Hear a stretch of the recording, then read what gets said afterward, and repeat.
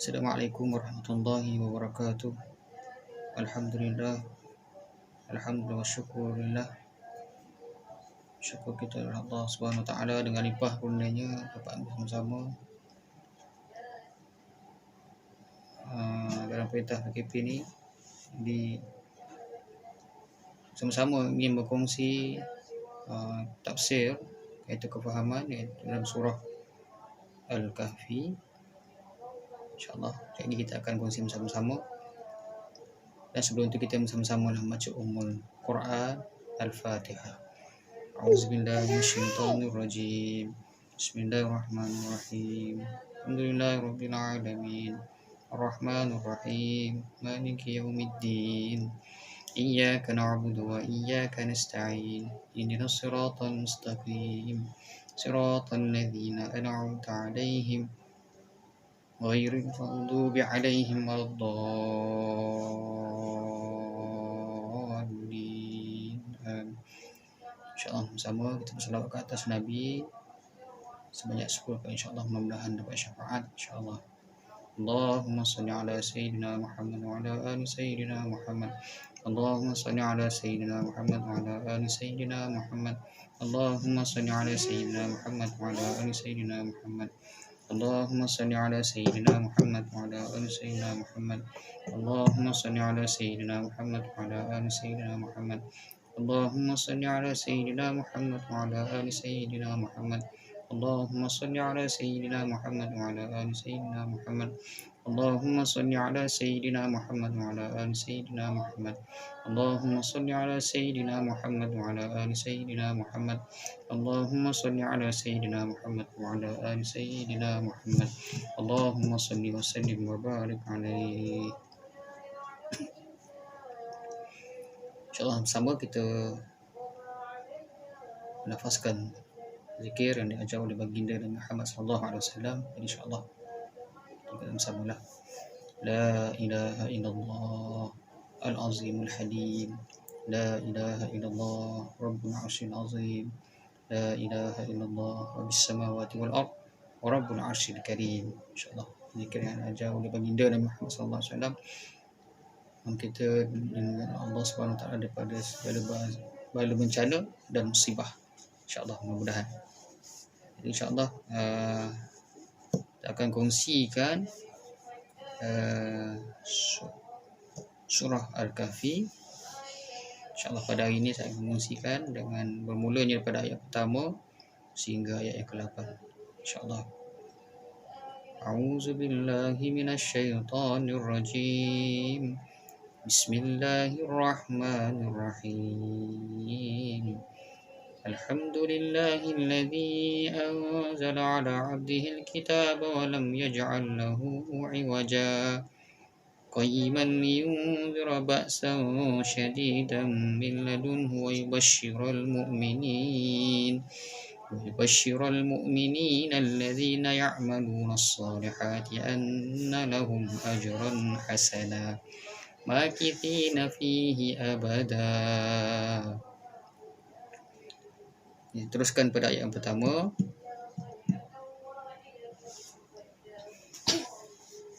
Maksud daripada ayat yang pertama, alhamdulillahillazi anzala ala 'abdil kitab wa lam yaj'al lahu iwaja. Allah Subhanahu wa taala berfirman, maksudnya segala puji bagi Allah yang telah menurunkan kepada hamba-Nya Nabi Muhammad sallallahu alaihi wasallam Al-Kitab, yakni Al-Quranul Karim, maksudnya Quran yang sangat mulia lah. Dan dia tidak mengadakan kebengkokan di dalamnya. Kita pergi kepada tafsir ataupun ayat yang kedua sebagai bimbingan yang lurus untuk memperingatkan siksaan yang sangat pedih dari sisi Allah dan memberi berita gembira kepada orang-orang yang beriman yang mengerjakan amal soleh, maksudnya orang yang baik, bahawa mereka akan mendapat pembalasan yang baik. Terjemahan yang ketiga, mereka kekal di dalamnya untuk selama-lamanya. Begitulah tadi terjemahan iaitu tafsir surah Al-Kahfi bermula daripada ayat 1 hingga ayat yang ketiga. Pengajaran yang boleh kita ambil sama-sama iktibar, yang pertamanya Allah Subhanahu Wa Taala memuji dirinya. Memuji dirinya yang telah menurunkan dua nikmat yang sangat agung. Alhamdulillah. Umpama macam kita bangun tidur, Alhamdulillahillazi ahyana ba'da ma amatana wa ilaihi nusyur. Itu contohlah. Dalam ayat yang pertama tadi, Alhamdulillahillazi. Maksudnya Allah SWT memuji dirinya dan dia telah menurunkan dua nikmat yang sangat agung, iaitu mengutus hamba-Nya, iaitu Nabi Muhammad SAW, dan menurunkan kitabnya, iaitu Al-Quran. Kedua-dua nikmat tersebut sangat besar peranannya merubah kehidupan manusia dari zaman jahiliyah, zaman yang tak tahu apa-apa lah, jahil, yang berlaku ketika hukum rimba, iaitu siapa yang kuat dialah yang berkuasa, siapa yang lemah terus ditindas. Maksudnya orang yang lemah dia akan dizalimi lah, maksudnya itulah, kepada zaman yang penuh tertib kerana berpandukan hukum Allah Subhanahu Wa Taala. Itu pengajaran yang pertama lah. Kita terus pergi pada pengajaran yang kedua. Ini ungkapan Alhamdulillah. Macam lepas makan umpama, jadi Alhamdulillah lah.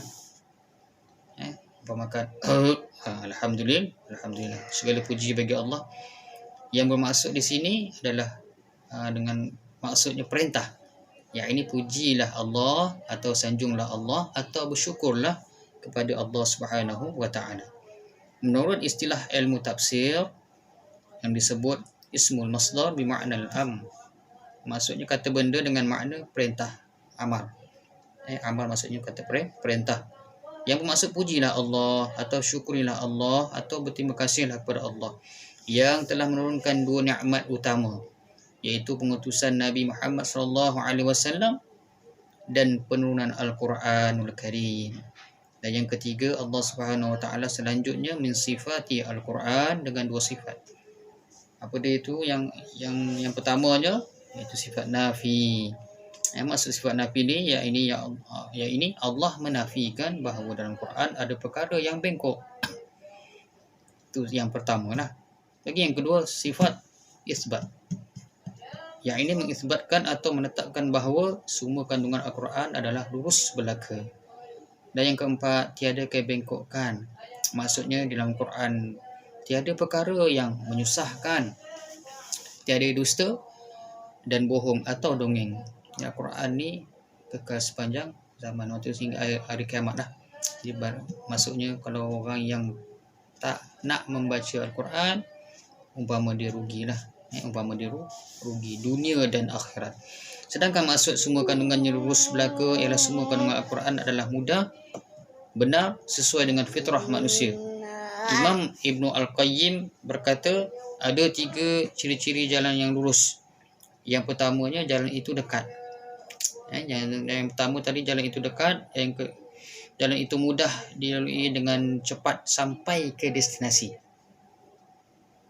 Umpama macam jalan satu tempat ni, jadi macam kata mudahlah kalau kita tahu, mudah, Allah pemudahkan. Seterusnya, maksudnya jika kita ikuti ajaran Al-Quran dan sunnah Nabi SAW, maka itu bermakna kita sedang melalui jalan yang mudah. Maksudnya kita ni bergantung kepada Allah Subhanahu Wa Taala. Mudah-mudahan Allah pemudahkan. Kita ada istilah mengatakan kalau kita dekat dengan Allah, Allah dekat dengan kita. Kalau kita jauh dengan Allah, maka kita jauhlah dengan Allah, jauh dengan kita. Seterusnya, setiap hari kita memohon paling kurang 17 kali agar Allah tunjuki kita ke jalan yang lurus. Dalam surah Al-Fatihah ayat yang ke A'udzubillahi ihdinas siratal mustaqim. Tunjukkanlah kami jalan yang lurus. Ini jalan yang benar. Pengajaran yang kelima, peranan Al-Quran, antaranya untuk memberi peringatan kepada kufar.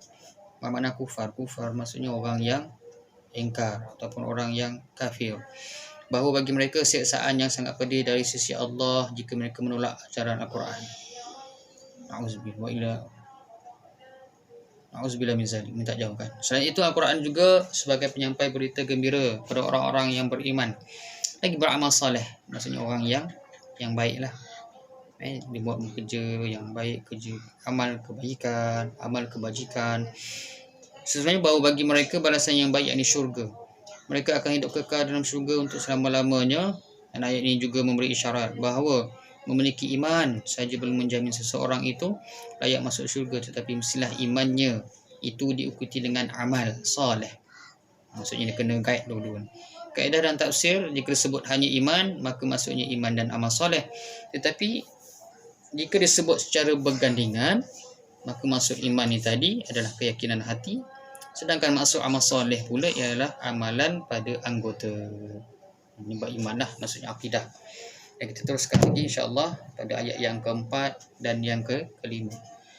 Wa yunziral ladzina qalu ittakhadallahu walada ma lahum bihi min ilmin wala liabaihim kaburat kalimatan takhruju min afwahihim in yaquluna illa kadhiba.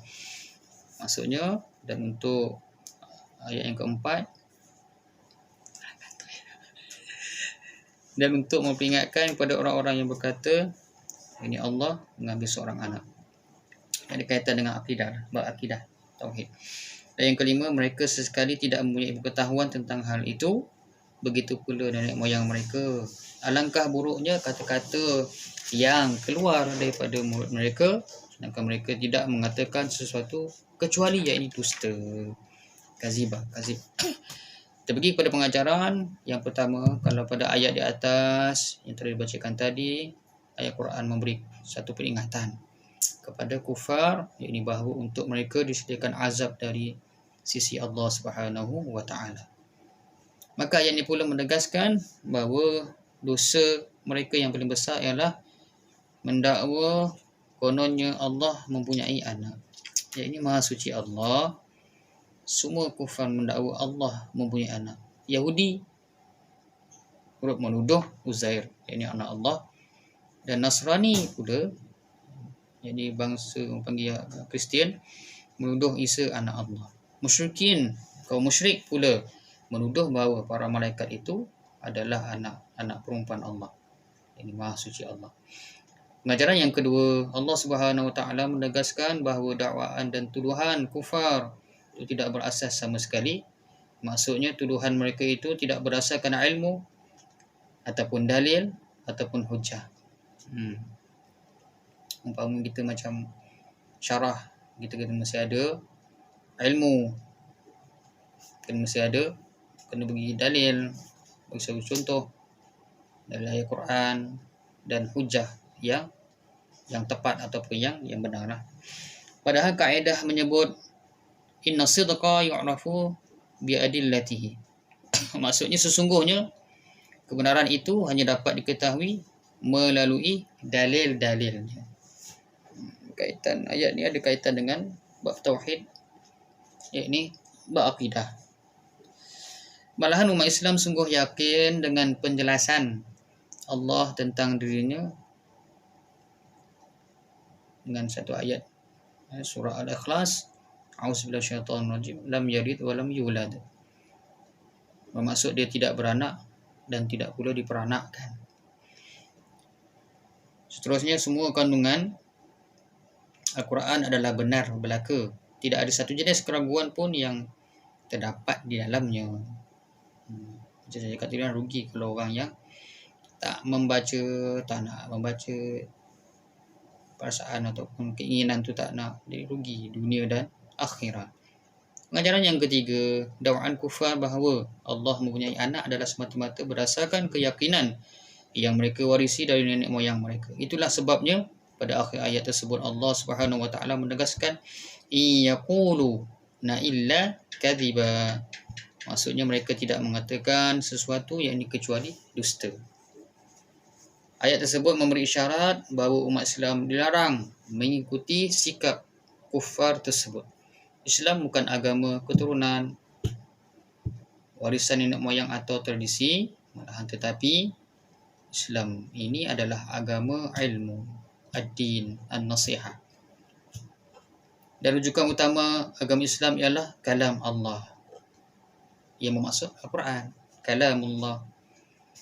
Dan kalam Rasul, yakni hadis-hadis Nabi SAW yang sahih, khasnya jika menyangkut perkara ghaib dan pembahasan tentang akidah, yakni tauhid. Diteruskan lagi pada ayat yang seterusnya, iaitu ayat yang ke-6. فَلَعَلَّكَ بَاخِعٌ نَفْسَكَ عَلَى آثَارِهِمْ إِنْ لَمْ يُؤْمِنُوا بِهَذَا الْحَدِيثِ أَسَفًا.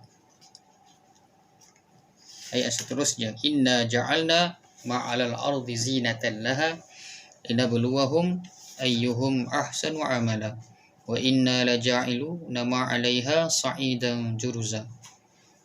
Maksud ayat ini bacakan tadi ialah Allah Subhanahu wa taala berfirman, maka apakah barangkali kamu akan membunuh dirimu kerana bersedih hati setelah mereka berpaling, sekiranya mereka tidak beriman kepada keterangan, yakni keterangan ayat-ayat suci Al-Quran.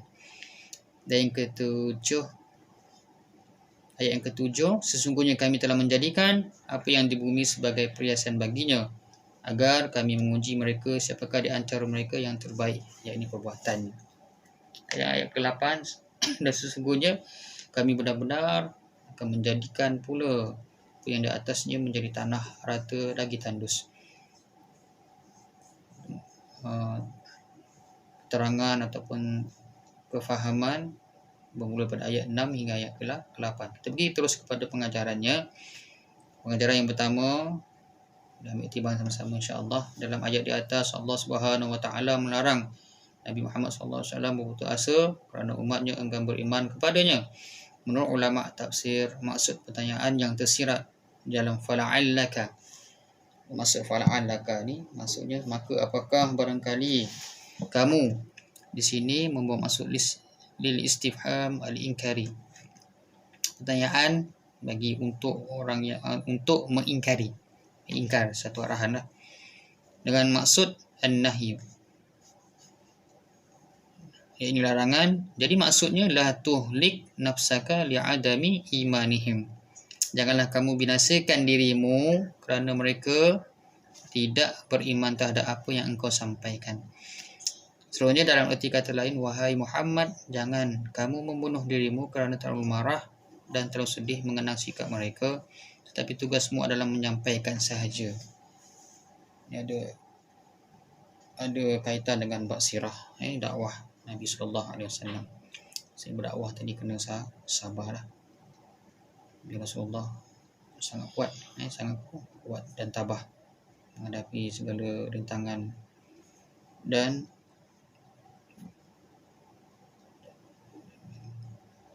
cabaran. Seterusnya, siapa di antara mereka yang menerima petunjukmu, maka itu untuk diri mereka. Tetapi jika sebaliknya, maka kesesatan itu juga untuk mereka. Itu pengajaran yang pertama lah. Kita pergi pada pengajaran yang kedua. Selanjutnya Allah SWT menegaskan bahawa Dia menjadikan apa sahaja yang berada di atas bumi ini hanya sebagai hiasan bagi bumi, seperti gunung, pohon-pohonan, binatang ternak, pakaian, hiasan, rumah, pasangan hidup, anak dan zuriat, makanan dan lain-lain. Dan hiasan pula tabiatnya hanya bersifat sementara, bukan sesuatu yang kekal. Oleh itu hakikat ini mengingatkan manusia bahawa diri mereka dan semua yang mereka miliki akan musnah dan binasa. Hal ini diperkuatkan lagi oleh Allah Subhanahu wa taala pada seterusnya bahawa Dia akan menjadikan apa sahaja yang berada di atas muka bumi ini menjadi tanah rata dan tandus. Itulah kekuasaan yang ada pada yang pencipta kita, iaitu Allah Subhanahu wa taala. Bagi penjelasan yang seterusnya, yang ketiga, Allah Subhanahu wa taala menerangkan bahawa tujuan Dia menjadikan apa sahaja yang ada atas muka bumi ini adalah untuk menguji manusia. Siapakah di antara mereka yang paling baik amalannya? Allah SWT berfirman, linabluwahum ayyuhum ahsanu amala, agar kami menguji mereka siapakah di antara mereka yang paling baik amalan. Pada ayat yang lain Allah SWT berfirman, Allazi khalaqal mauta wal hayata liyabluwakum ayyukum ahsanu amala. Allah yang menjadikan mati dan hidup supaya dia menguji kamu, supaya di antara kamu yang paling baik amalannya. Surah Al-Mulk.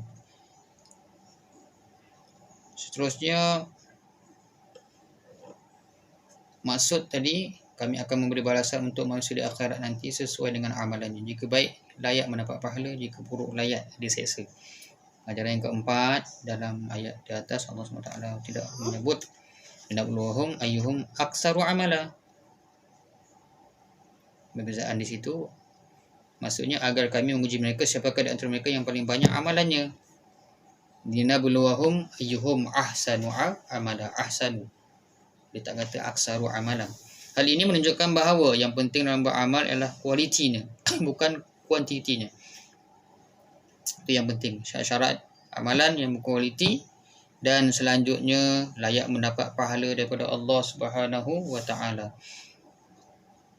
Amalan itu dilakukan ikhlas semata-mata kerana Allah Subhanahu wa taala dan amalan itu dilakukan mengikuti cara Rasulullah sallallahu alaihi wasallam.